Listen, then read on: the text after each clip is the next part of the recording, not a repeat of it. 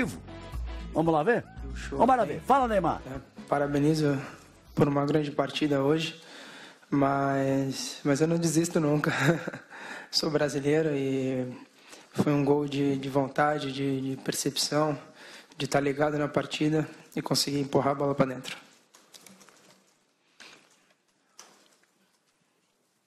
E ele está ali porque o melhor jogador em campo... Fernando Caetano, tem sempre Fox o técnico Sports. e o capitão antes do jogo e o melhor jogador em campo. Vamos continuar com ele. Aquela pergunta tinha sido do Eric Faria. Entrevista aqui, nessa sala, e deu uma declaração polêmica.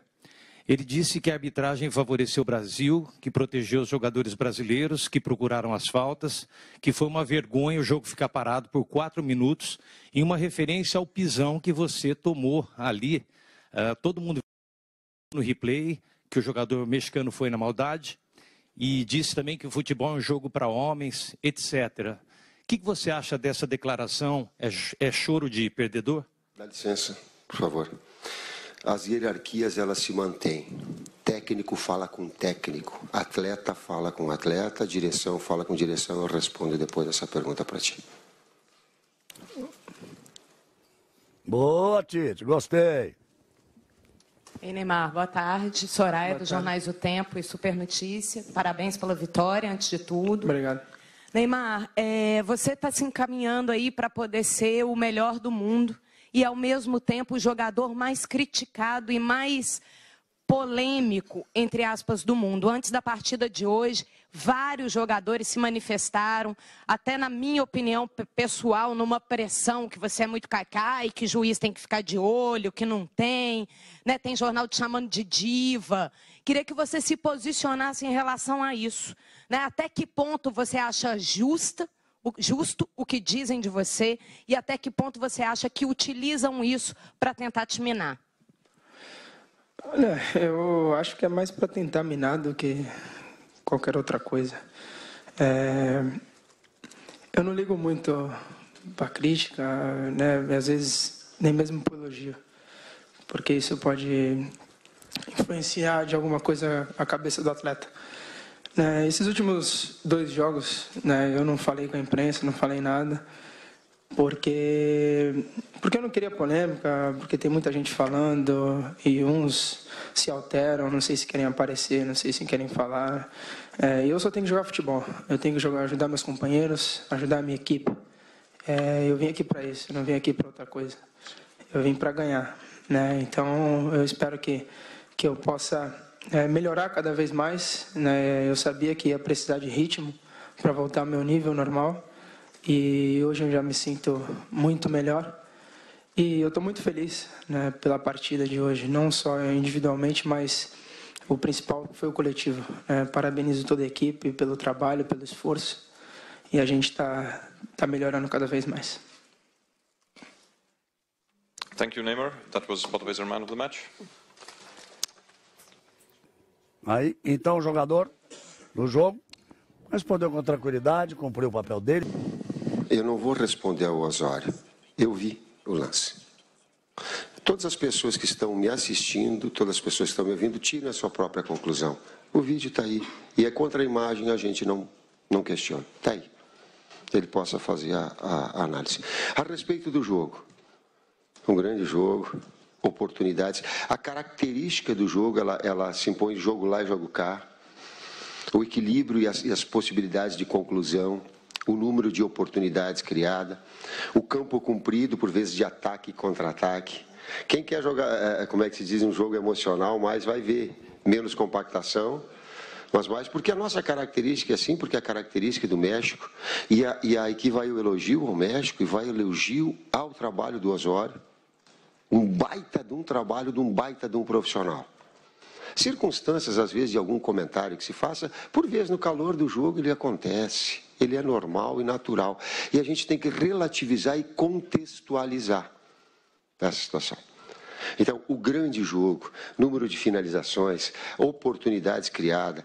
Nós finalizamos 21, eu acho, 10. O Chua, eu digo, bota o goleiro para trabalhar, fez um baita de um jogo. Numa delas eu já estava vibrando, numa bola que veio, o Paulo finalizou, eu digo, gol. Ele tirou, eu digo, não é possível. Então, esse jogo emocionante que foi, essa qualidade das duas equipes, essas transições rápidas, esses ataques e contra-ataques, eles foram muito melhores e muito mais bonitos para a gente falar e enaltecer. E relativizar alguma situação que, por vezes, no calor do jogo, se tome. There was a question. Yes, over there. Yes. Aí está o Tite, portanto, da entrevista coletiva. Vamos ouvir mais uma pergunta para ele. Aqui da TV Diário do Nordeste e Rádio Verdes Mares. Eu queria saber hoje, que foi quase unanimidade aqui conosco, aqui os jornalistas, a partida do William. Ele foi muito bem hoje. Eu queria saber o que você falou no intervalo, que ele jogou muito, principalmente no segundo tempo. Teve um componente tático, Silvinho. Traz aí para o contexto. Do William. E do posicionamento nosso. Nós entendíamos, o William tem feito e entregado um bom trabalho, sempre. Evidentemente que, tecnicamente, muitas vezes acaba sofrendo. O William, ele acompanha o lateral até a linha de baixo nossa, a última linha, numa pressão baixa que nós estamos. A conexão defensiva com ele e Fagner desse lado, muitas vezes compensa Paulo, que é o meio campo que a gente tem ofensivo de muita infiltração. Então o William tem um trabalho em torno tático do time que não é que sobrecarrega, ele pode entregar, ele também faz isso. E no segundo tempo ele conseguiu ainda mais tecnicamente sobressair, mas é um atleta que tem entregado aquilo que a gente quer, que a gente gosta e faz parte do nosso planejamento tático. Teve um posicionamento diferente, mas não vou falar não, se vocês observarem ele vai estar. Aí fica a critério de vocês buscar. Teve uma diferença tática de primeira para segunda. Deixa eles falar, deixa eles procurar. Mas ficou evidente, Tite, não precisa procurar muito não. Ele saiu da direita e flutuou pelo campo inteiro. Falou temos o plano A, temos o B, o C. Eu queria saber se a mudança para o 4-4-2 era o seu plano B, ela já estava pensada, foi com ela que o Brasil assumiu o controle do jogo, pelo menos na minha opinião e na visão de quem estava vendo de cima. Não é tão usual vocês fazerem, não foram tantas vezes assim, e por isso que surpreendeu por ter dado tão certo. Então eu queria que você explicasse como vocês decidiram tomar essa decisão e por quê. Pergunta tática, resposta tática, linkando a pergunta anterior, ele matou a charada. Foi 4-4-2, com flutuação dos externos, com uma liberdade maior, faz um cinturão de marcação mais adiantada, corta a linha de passe, deixa os dois homens atrás mais posicionais, amplia a área de flutuação de um ou de outro. Tem Gabriel Jesus que possa fazer compensação quando há um desgaste de externos, porque não é porque ele tem que acompanhar, é porque a função do meia externo é essa. E a compreensão do jogo em termos táticos é essa. Resposta tática para a pergunta tática, sim. Matou. Tá certa a resposta tática dele? Tá certo, foi isso mesmo. O segundo tempo foi dessa maneira. O William flutuou para os dois lados, os dois externos, como ele fala, que na minha época era o ponto. Eles flutuaram pelo campo todo e o Brasil teve 4 no meio e os 4 atrás, o Neymar e um outro atacante flutuando ali. No 4-4-2 ele dominou o jogo. Eu vejo que dominou o jogo todo. No primeiro tempo também, a não ser os primeiros 20 minutos, a seleção brasileira teve o controle do jogo. Sofreu pouquíssimas ocasiões de gol. Agora está sendo feita uma pergunta para um jornalista estrangeiro, está recebendo a tradução por ali. Vou te passar uma informação. O Neymar ficou 3 meses e meio sem jogar uma partida. Alto nível, isso é muito. A outra informação que eu vou passar, toda a crônica brasileira, ela vinha acompanhando. E nós dizíamos que um atleta de alto nível, mesmo assim, ele ia precisar de 4, 5 jogos. No outro jogo, no jogo anterior a esse, ele jogou já muito. E ele repetiu um padrão de atuação de que ele tinha no anterior. Pela qualidade, pelo jogador de excelência que ele é.